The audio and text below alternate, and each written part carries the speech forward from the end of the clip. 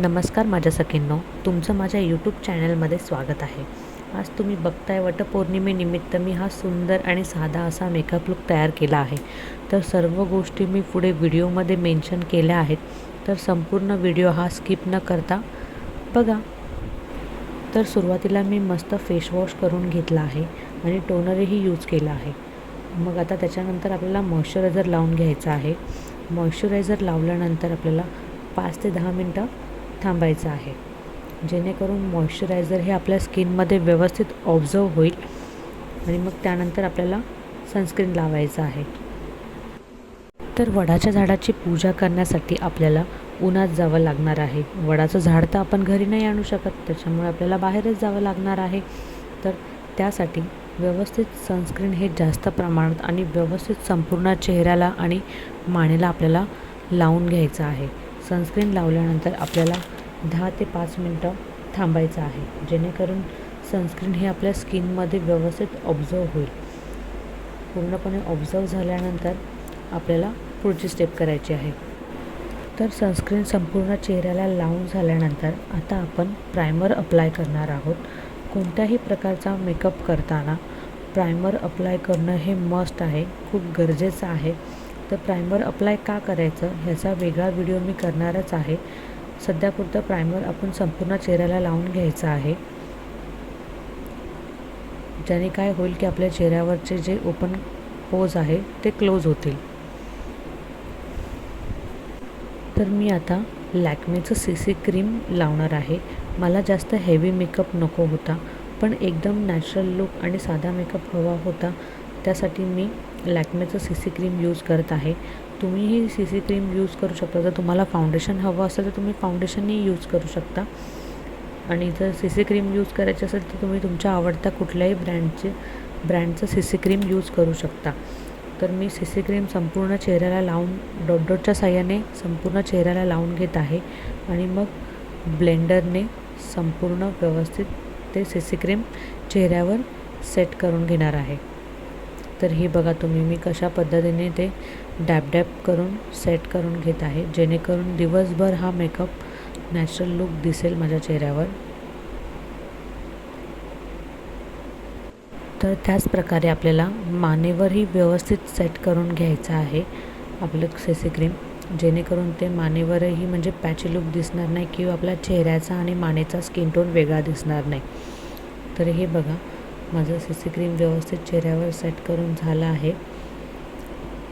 तर आता आपण कॉम्पॅक्ट पावडर लावणार आहोत. खूप जास्त प्रमाणात लावायचं नाही आहे, अगदी थोडंसं लावायचं आहे आपल्याला, जेणेकरून आपण जी CC क्रीम लावली आहे ती व्यवस्थित जागेवरच सेट होईल अशा पद्धतीने लावायचं आहे. फक्त टॅप करून आपल्याला हे कॉम्पॅक्ट पावडर लावायचं आहे संपूर्ण चेहऱ्यावर. जिथे जिथे ऑइल जास्त आपल्या चेहऱ्यावर येतं, म्हणजे जसं की नाकावर, गालावर, तिथे तिथे फक्त टॅप करून आपल्याला हे कॉम्पॅक्ट पावडर एकदम हलक्या हाताने नॉर्मल थोडंसं लावून घ्यायचं आहे. कॉम्पॅक्ट पावडरनंतर आता आपल्याला दोन्हीही आयब्रो आपले सेट करून घ्यायचे आहेत. हे बघा अशा पद्धतीने एकदम व्यवस्थित हलक्या हाताने जसा तुमच्या आयब्रोचा शेप आहे त्या शेपमध्ये व्यवस्थित असे आयब्रो आपल्याला सेट करून घ्यायचे आहेत दोन्हीही साईडनी. तर हे बघा कशा पद्धतीने मी केले आहेत. तर हे बघा आता आपल्या आयब्रो सेट झाल्यानंतर मी आय मेकअप करणार आहे. तर हे आय शॅडो पॅलेट मी तुम्हाला जे दाखवत आहे त्याच्यामध्ये जो पिंक कलर आहे, लाईट पिंक कलर मॅट फिनिशवाला, तो मी यूज करणार आहे आता. कारण की माझ्या साडीचा कलरही पिंक कलरच आहे, जो सुरुवातीला तुम्ही बघितलाच असाल. तर मी तो लाईट पिंक मॅट फिनिशवाला घेणार आहे. तर जास्त डार्क नाही घ्यायचा आहे आपल्याला, एकदम लाईट घ्यायचा आहे. हे बघा अशा पद्धतीने मी करत आहे. एकदम छोटा एकदम बारीक ब्रश घेतला आहे आणि जेणेकरून जास्त डार्क होणार नाही याची काळजी मी घेत आहे. एकदम आपल्याला जितकं आयशॅडोचा शेप हवा आहे आपल्याला तितक्याच ह्याच्यामध्ये मी लावून घेणार आहे आणि मग नंतर ते ब्लेंड करणार आहे. हे बघा एकदम व्यवस्थित मी जास्त दिसू नये म्हणून एकदम नॉर्मल गोल शेपमध्ये मी घेत आहे करून. आणि हे बघा दुसऱ्या ब्रशने मी ते ब्लेंड करून घेत आहे व्यवस्थित, तेवढ्याच जागेमध्ये ते व्यवस्थित ब्लेंड करते आहे. तर अशा पद्धतीने आपल्याला दुसऱ्या आय मेकअपसुद्धा करून घ्यायचा आहे. दोन्ही डोळ्यांचं मी असंच एकदम व्यवस्थित करून घेतलं आहे. तर आपले डोळे अजून सुंदर दिसण्यासाठी मी त्याच्यावर लाईट पिंक कलरमध्ये जो असा स्पार्कल शेडमध्ये जो आहे तो एकदम हलक्या हाताने थोडासा पुढे पुढे लावून घेतला आहे, जेणेकरून आणखी थोडंसं छान दिसेल. कारण की आपण बाकी जास्त काही मेकअप नाही करत आहोत, तर आय मेकअपला थोडंसं चांगलं बनवण्यासाठी मी थोडासा प्रयत्न केला आहे. तर त्यानंतर मी हे बघा लायनरसुद्धा लावून घेतला आहे. मध्येच कॅमेरा बंद झाल्यामुळे मी लायनरचा व्हिडिओ शूट नाही करू शकले, मला कळालंच नाही ते. तर मी लावून घेतला आहे लायनर आणि त्यानंतर आता मी शुगरचा मस्कारा यूज करत आहे. तर हे बघा मी अशा पद्धतीने मस्कारा लावून घेत आहे दोन्ही डोळ्यांना. तर मस्कारा कसा लावायचा ह्याचा टिप मी तुमच्याबरोबर नंतर शेअर करणार आहे. तर हे बघा झालं आहे. तर आता मी लावत आहे ब्लश.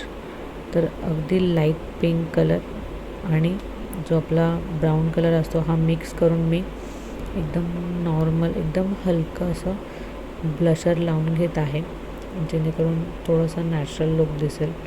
हे बघा कशा पद्धतीने आपल्याला ब्लश लावायचं आहे, जेणेकरून ते जास्त असं खूप उठाव आणि जास्त दिसणार नाही, एकदम नॅचरल असं वाटेल. एकदम हलकं लावायचं आहे आपल्याला.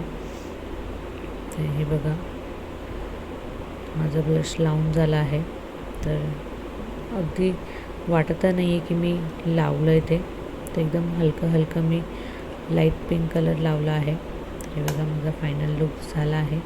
तर आता मी लावणार आहे लिपस्टिक. तर पिंक शेड घेतला आहे मी, याचा डार्क पिंक कलर आहे, पण तो कॅमेऱ्यामध्ये तुम्हाला थोडा लाईट कलर दिसत असेल. डार्क पिंक कलर मी हा लावून घेते आहे, कारण की लिपस्टिक तरी थोडीशी डार्क असायलाच हवी, जेणेकरून ती जास्त वेळ टिकेल. तर हे बघा आता लिपस्टिकसुद्धा माझी व्यवस्थित लावून झाली आहे. तर त्यानंतर शेवटी मी एक छानशी अशी नाजूक टिकलीसुद्धा लावून घेतली आहे. तुम्हाला जशा प्रकारची टिकली आवडते तुम्ही त्या प्रकारे लावून घेऊ शकता. तर त्यानंतर अगदी शेवटचं आपलं राहिलं आहे ते हायलायटर.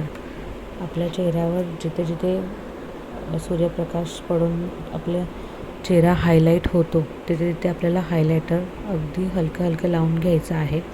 जास्त लावायचं नाही आहे. माझ्या नाकावर, कपाळावर आणि चीनवर मी लावून घेतला आहे, कारण की तिथे तिथे तो भाग आपला जास्त हायलाईट होत असतो.